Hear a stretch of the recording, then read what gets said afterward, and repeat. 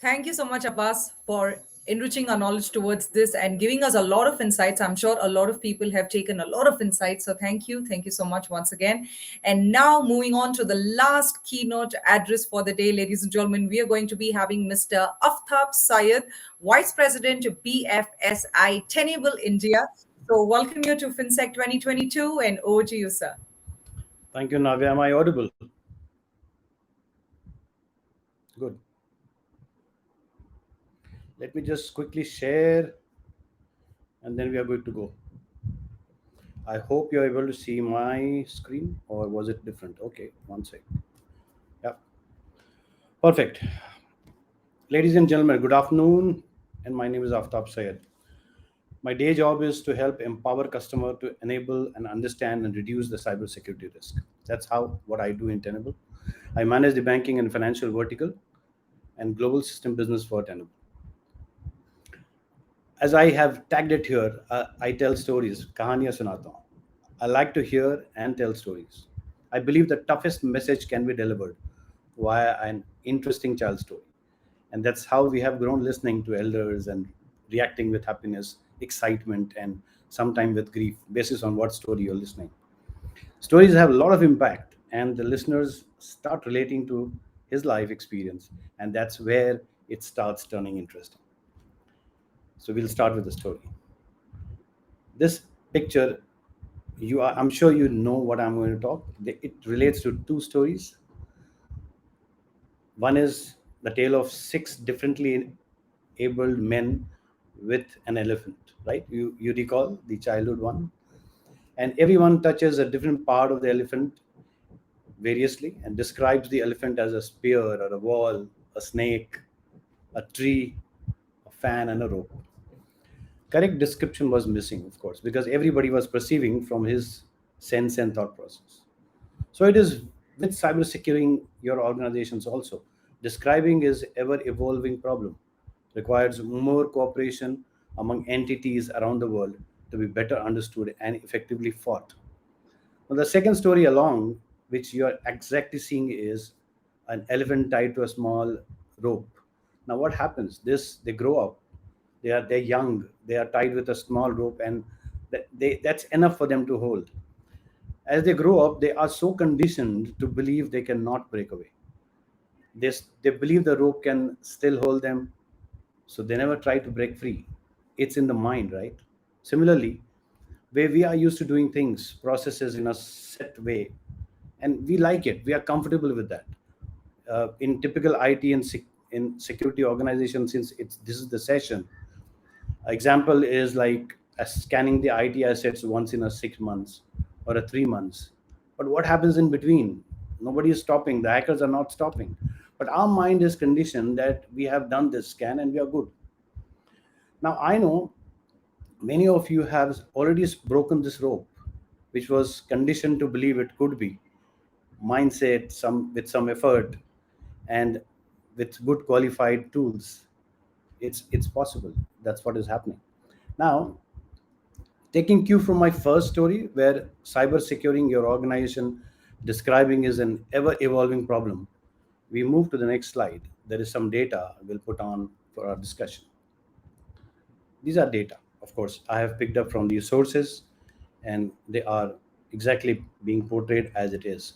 It's all about global spend on cybersecurity, and you can see it's rising from USD 262 billion in 2011 to 347 next year estimate, and estimated to grow up to 450 billion in 2025. So as Indian spend also on rise. If you just focus on BFSI alone, it's 508 million, which was in 2019, with an estimate to spend about 810 in 2022. What is happening? One side, we see security spends to be increasing year on year, but we see data breaches statistics are not showing in that favor, which means that security breaches come down eventually, putting more dollars in security systems. But data also tells us that security breaches has increased. By 2021, 86% of the organizations were compromised by at least one security attack. It's not small. And we kept on increasing the spend on security. Unfortunately, investments and return don't match here. More important question is, are we solving the right problem? Remember our first elephant story, describing his ever evolving problem requires more collaborations between entities like customer, OEMs, consultants to solve the right problem. But here the good news is that we are doing this effectively, collectively, on a very fast pace these days. That young elephant is grown up now, and he has taken the courage to break the rope and is enjoying the ride. I must tell you that. How are we solving the problem? There are significantly very clear two type of things in front of you, two ways to handle. It's like a healthy system, right? One takes the route of running, walking, yoga, sports, all sort of preventive measures to be healthy, and the other one is a very reactive, popping pills when attacked by worms or viruses. Which side do we need to be? It's not a rocket science to think about. Good food for thought. But question is, let's see, what are we trying to safeguard? What is ailing, and where are we focusing ourselves? This is the attack surface. It's a modern attack surface. It started with the legacy servers, laptops, remote workforce, infrastructure, moved up to the OT, which is operation technology, towards the OT industrial manufacturing companies, converged OT atmosphere, building management system, energy. You keep hearing about a lot of hacks which is happening overall worldwide. And then we are standing in an atmosphere which is cloud. There is enormous strength moving where it is moving every now and then. 3 months, 6 months, you'll just keep this is moving so fast. The attack surface is moving so fast. Is it possible to someone to really look into and see that okay, I'm absolutely secured in what we are doing? We really need to think about it. Why? Where are we talking and where are we going? Some more data. Very, very crystal clear. Over, if you see over 4 to 5 years, the vulnerability data has dramatically increased. In 2022, that it's nearly 3 times over what was there in 2016, and today, as on I would say 2021, the NVD holds a total of roughly around 22,000 vulnerabilities. It's the highest from the previous years again. Now, many vulnerabilities hit, including infamous KSA, the latest Apache Log4j, which took away many people's nights, and there was nightmare around it. This sudden spike made us wonder what to look out for and remediate first. Remember, when this Log4j happened, everybody said, stop everything, look for this, which means there is a need to look the right way. What exactly we want to do? Where do we want to look, and what is that remediation we want to do first? So the principle of look right, predict properly, and act precisely is something that we, of course, practice in ourselves as well as we try and speak with our customers when we go. Legacy vulnerability management tool, which is, of course, CVSS score system, prioritizes which vulnerability to remediate first, and the philosophy that they use is more like 7 plus score. Now, 7 plus score has a merit as well as some demerits. Some may opt for even CVS score 9 and above, which is more critical. According to Tenable research, 2020, 57% of vulnerabilities were assigned as CVSS 3, which is 7 plus and above, and therefore all were considered high. Now imagine if it is 100,000 vulnerabilities, out of which we are talking about 57,000 of them, when it is just 57% of our 100,000 vulnerabilities. It's not small, and it's not easy for anybody to go and do this kind of remediation. While I'm just talking in hundreds and thousands, whereas bigger organizations have in millions. What would you do? It's not hard to see that using CVSS, the workload would quickly spiral out of control. It's not possible. Yet only 5% of the vulnerability disclosed in that 2020 had an exploit available. So what were we doing with 50,000, 57% addressing as high and all putting focus? However, only those 5% which were really exploitable and real threat which was coming out, those are the ones which needed an immediate attention, which means the remaining 95% could have been deprioritized. And since they didn't pose any immediate risk, what we did was we were doing something which was not required at that moment of time. That requires money, that requires resource, time. Who has so much? Now, we are technically talking about a legacy VM method. When I say CVSS score, it's a legacy VM method of identifying vulnerabilities and doing the remediation around it. Legacy VM solutions weren't designed to handle the modern attack surface and growing number of threats that come with them. They completely miss vulnerabilities that are present in the most dynamic assets of the modern attack surface.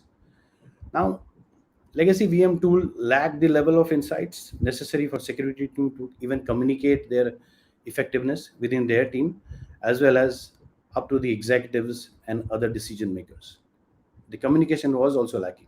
So the bottom line is that legacy VM tools were inefficient, are inefficient at best, which creates a lot of additional work for security and IT team as they struggle to address all the vulnerabilities. It's not easy, and so why? What happened? And of course, the inefficiency didn't happen overnight.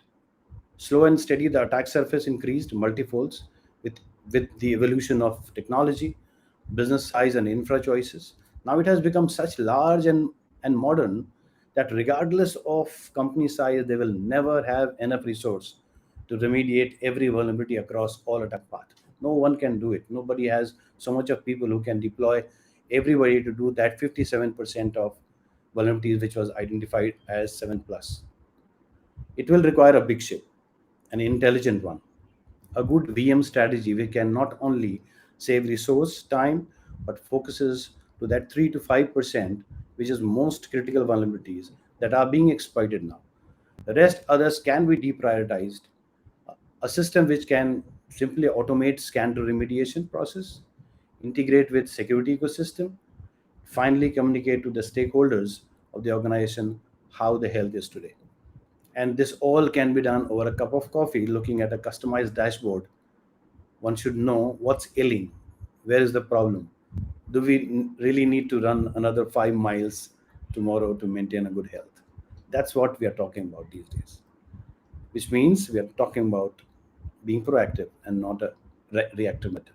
Reactive method is those popping pills, and proactive is run, yoga, health checks.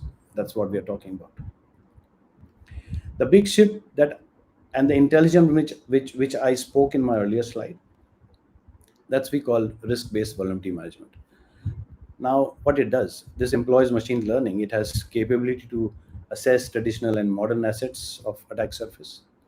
It plots into vulnerability severities, identifies and tags critical assets, and all of these to identify which vulnerability poses the greatest risk. That's very important, and that's how you get those 3 to 5% of vulnerabilities which are being exploited at this moment, without which nobody can even think of moving. The rest others can be deprioritized, and hence becomes a better security posture in the organization. Hence, this is what we say: we see everything, predict what matters, and act to address the risk. Eliminate blind spots.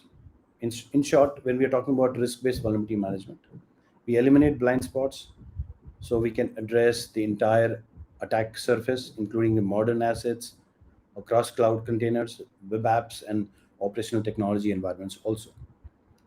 Predict what matters and which vulnerabilities are the most likely ones to be exploited in near future, so you can prioritize your remediation efforts. And then measure, which is security program maturity, to discover areas of process improvement so you can achieve your full risk reduction potential.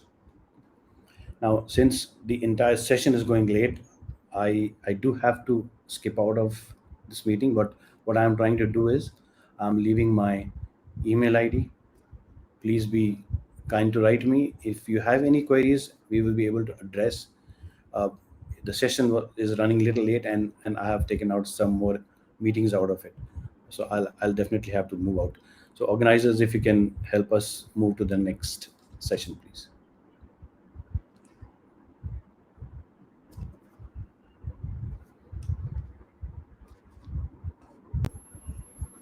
Thank you so much, Mr. Syed, for giving us such wonderful insights about the session. I'm sure a lot of people have gained a lot of pointers out of your session. So thank you so much once again for joining us. And now, yes, we have come to the end of all the keynote addresses, ladies and gentlemen. So we are going to be beginning our panel sessions, which is going to happen in 3 different stages. So we request all of you to kindly join stage 1, stage 2, and stage 3, respectively. Well, meanwhile, you can also visit our amazing expo booths and have one-to-one live conversation with the representatives of our sponsors, partners, and exhibitors. So yes, I request all of you guys to kindly join in your stages respectively, and I'll see you soon.